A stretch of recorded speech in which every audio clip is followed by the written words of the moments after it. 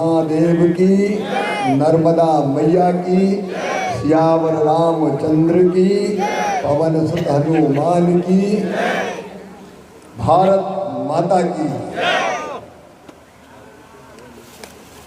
श्रद्धेय प्रसाद जी, हमारे सभी साथीगण, आज आप सब ने ये अद्भुत आयोजन भगवान शिव जी और नर्मदा मैया की पूजा के लिए किया।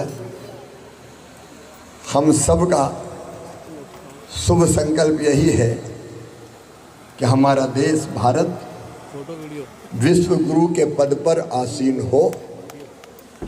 और मुझे स्पष्ट दिखाई दे रहा है कि हमारे यशस्वी प्रधानमंत्री श्रीमान नरेंद्र मोदी जी के नेतृत्व में भारत उनके हाथों से अपनी आंखों के सामने विश्व गुरु बनेगा। पूरी दुनिया को हमारा देश दिशा दिखाने वाला है, क्योंकि भारत है जिसने हजारों साल पहले कहा, एकम सत विपरा बहुधा वदंती। सत्य एक है, विद्वान उसको अलग अलग तरीकों से बताते हैं। यह हमारी धरती है जिसने कहा, अयम निजम परा वेत्ति गणना लघु चेत साम, उदार चरिता नाम तो वसुदैव कुटुंबकम। ये मेरा है, ये तेरा है। ये सोच छोटे दिल वालों का होता है, जो विशाल हृदय के होते हैं वो तो कहते हैं सारी दुनिया ही एक परिवार है। ये हमारी धरती है जिसने कहा, आत्मवत सर्वभूतेषु, सबको अपने जैसा मानो। आत्मवत, अपने जैसा, किसी में कोई भेद नहीं है। और इसलिए तुलसी बाबा ने कहा, सिया राम में सब जग जानी। सब में सीता राम है। सृष्टि के कण कण में भगवान विराजमान है।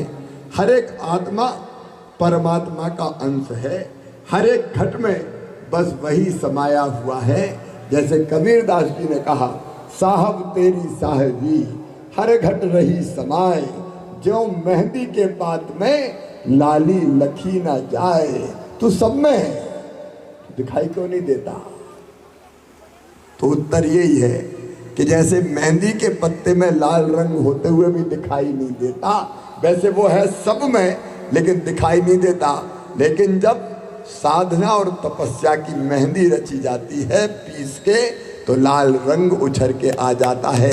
वैसे ही भगवान सब में है, लेकिन तपस्या और साधना से ही प्रकट होता है। ये अपनी धरती है जिसने कहा, एक ही चेतना हम सब में है। हम हैं ये देश जिसने कहा, धर्म की जय हो, अधर्म का नाश हो, प्राणियों में सद्भावना हो और विश्व का कल्याण हो। सारे विश्व का कल्याण की कामना की तो अपने देश भारत ने की। यह हमारी संस्कृति है जिसने कहा, केवल हम नहीं, सर्वे भवन्तु सुखिना, सर्वे सन्तु निरामया, सर्वे भद्राणि पश्यन्तु, माँ कश्चित दुर्भाग भवेत्। सब सुखी हो, सब निरोग हो, सबका मंगल हो, सबका कल्याण हो। और आज माँ नर्मदा के पवित्र तट पर मैं स्पष्ट रूप से ये देख पा रहा हूँ, स्पष्ट रूप से ये देख पा रहा हूँ कि ये होगा, भारत ही ये करेगा, सब सुखी हो, सब निरोग हो, सबका मंगल और कल्याण हो। और ये होगा नरेंद्र मोदी जी के नेतृत्व में, उनके हाथों से। एक नरेंद्र स्वामी विवेकानंद ने जो 100 साल पहले जो बात कही थी कि सुदीर्घ रजनी समाप्त हुई जान पड़ती है, महानिशा का अंत निकट है। जो अंधे हैं वो देख नहीं सकते, जो बहरे हैं वो सुन नहीं सकते, लेकिन मैं स्पष्ट रूप से देख रहा हूँ कि भारत माता एक बार फिर से अंगड़ाई लेके खड़ी हो रही है और विश्व गुरु के पद पर अधिष्ठित हो रही है। आज़ादी के अमृत काल में वो समय आ गया मेरे मित्रों, जब भारत माता विश्व गुरु के पद पर आसीन होगी। और हम सौभाग्यशाली हैं कि हम उस युग में पैदा हुए हैं जब ये समय आने वाला है। नरेंद्र मोदी जी के हाथों ये संपन्न होगा। ये होने जा रहा है, इसको कोई रोक नहीं सकता। और इसलिए मैं सबसे अपील करता हूं कि हम भी इसमें गिलहरी की तरह अपना योगदान दें, हम भी अपना योगदान दें ताकि संपूर्ण मानवता का कल्याण हो सके। आप सबसे मेरी यही प्रार्थना है। और भगवान शंकर तो औगरदानी, फक्कड़ बाबा, भोले बाबा, जिसको दुनिया ठुकरा दे उसको अपनाने वाले अगर कोई है तो वो है भगवान भोले शंकर। आप जानते हैं ऐसे देवता कि अगर उनकी पूजा करना हो तो क्या लगता है, अगुआ के फूल से ही काम चल जाता है, बेलपत्ती से ही काम चल जाता है। अगर श्रृंगार करना हो तो भस्म के रमैया है, वो भस्म से ही श्रृंगार कर लेते हैं। आभूषण अगर चाहिए तो सांप, नाग, यही उनके आभूषण बन जाते हैं। और 56 प्रकार के व्यंजन नहीं, भांग धतूरे के भोजन में ही काम चल जाता है। दुनिया को जो ठुकरा दे उसको अपनाने वाले, जब भगवान शंकर की बारात चली तो देवता विमान सजा सजा चले। लेकिन केवल देवता नहीं थे, भूत, पिशाच, प्रेत, कोई एक मौका, कोई बिना मौका, कोई बहुत मोह वाले, सबको संग लेके वो चले। और जब आपने देखा हलाहल जहर समुद्र मंथन में से जब निकला, 14 प्रकार के रत्न निकले लेकिन जहर भी निकला। अब बाकी रत्नों के लिए तो होड़ लग गई, कौन ले जाए। लेकिन जब जहर निकला तो जहर कौन पिए, तो सब देवताओं ने कहा महादेव आप ही सृष्टि को बचा सकते हो। तो कहते हैं भगवान शिव ने रा कह के जहर अपने विषकंठ में लिया और माँ कह के यहाँ गटक के यहाँ गले में रख लिया।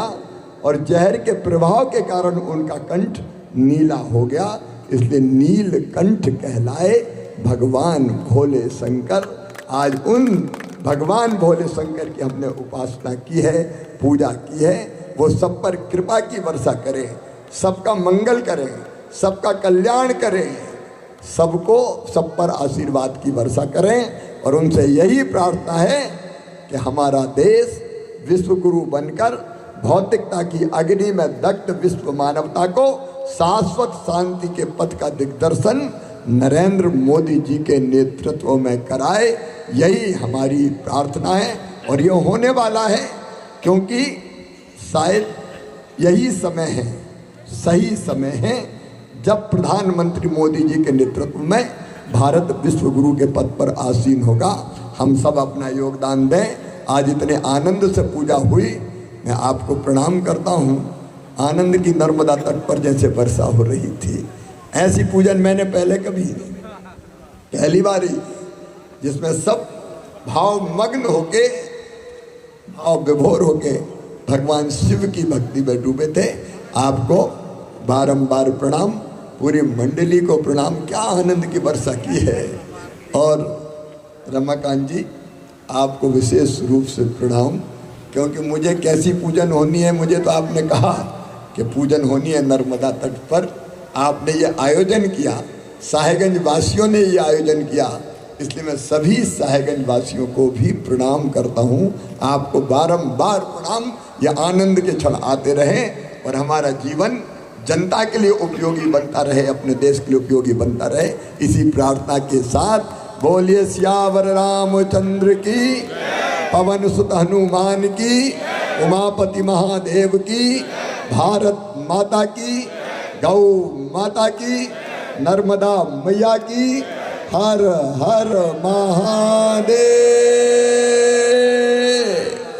ओम नमः शिवाय।